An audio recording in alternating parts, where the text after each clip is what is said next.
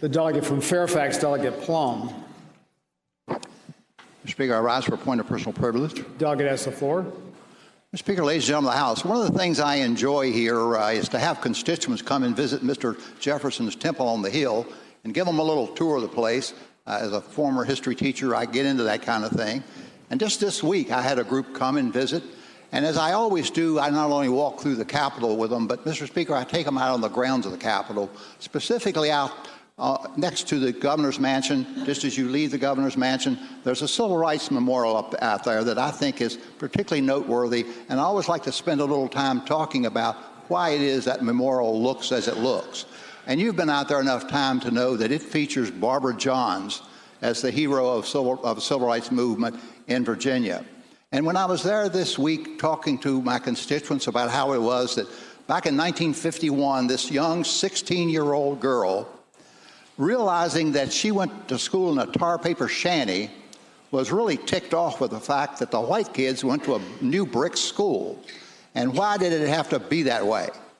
Well, she developed a plan along with a number of other children in her school that they would make a phone call to the principal of the school, pretending that they were downtown and he should come down and take a look at what's going on. Well, the principal left the building, and when the principal left the building, Barbara Johns and 300 students left the building.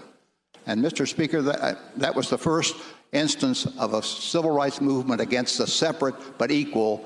And in this instance in Prince Edward County, it was no means equal, and it was truly separate. But what she unleashed that day was something that has made a great impact on history, not only of Virginia, but of the United States. Because once she had taken the lid off the fact that there was such inequality, there was no more denial. And when that had happened, how were we going to deal with this stark fact that was before us? And with the help of NAACP lawyers, Spotswood Robinson and Oliver Hill, that case made its way all the way to the Supreme Court of the United States and was decided along with Brown versus Board of Education. Now, unfortunately, that case didn't bring about desegregation of our schools in Virginia. It took 40 more law cases and 10 years to get that to come about.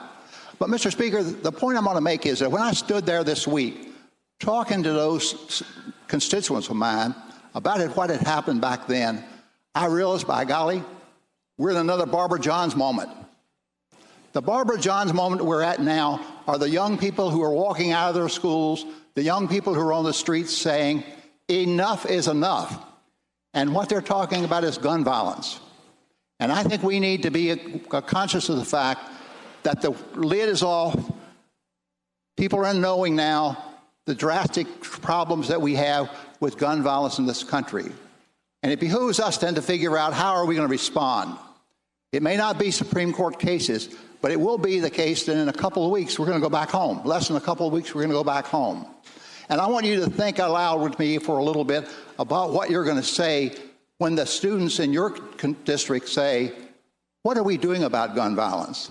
Because, you know, they're saying that to people all over the country. Now the young people are raising questions about, have we stood up? Have we taken on this issue? But it's not only the children in our district, it's the children in our home. Mommy, Daddy, we are in a terrible situation in this country. What did you do during the General Assembly session to protect us?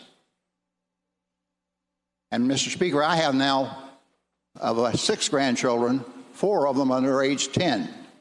And they have a way of saying, why, and then whatever answer we come up with, they want to know why. Well, we had 30-some bills before the legislature to consider. We didn't get any passed. Well, why? Well, it didn't work out that we got the votes in the committee to get them passed. Well, why? Well, we called for a vote in the subcommittee, and the vote came out to be 4-2 against the bills. But why? We have got to be able to answer these questions for our young people. Just as Barbara Johns took the lid off of the problems of desegregated schools and stood up, we now have examples across the country. And I happen to live a block from my high school and my middle school. Already 350 children, I'm proud to say, have walked out of South Lakes High School. I'm proud to say that there's been a walkout at Langston Hughes Middle School. I can't wait to go back and talk to these young people about how people like Barbara Johns, who stood up in the past, made a difference in our history. I may not be able to answer their questions now, but it behooves us all to step back and think. The children now want to know. Mr. Speaker, I can't really think of a good answer, and maybe it is a case that during the next couple of days someone would suggest it to me. You know, back in the days when we looked upon the problems with racial desegregation, we found the notion of standing behind the Constitution. Maybe we'll find that standing behind the Constitution again will be an answer. But when the children say why would we have in the Constitution a provision that would allow someone to go into a school and shoot the young people in that school? Why? Will this happen in my school? Your children, your grandchildren, your people in your community may ask. Mr. Speaker, we still have some time here, and I think we have some time to do the right thing. And the right time is to address an issue that is festering and out in the public. It's not going to go away. It's going to be at all of our constituent meetings. We're going to hear not only from our young people, but we're going to hear from our parents, too, about what we're doing to make the schools safe. And don't tell them that we're going to arm the teachers. That is a crazy idea about how we might approach this problem. But, Mr. Speaker, Barbara Johns reminded me that when young people stand up, actions can occur. Young people are standing up in Virginia. It's essential that we as leaders respond to that need. Thank you, Mr. Speaker.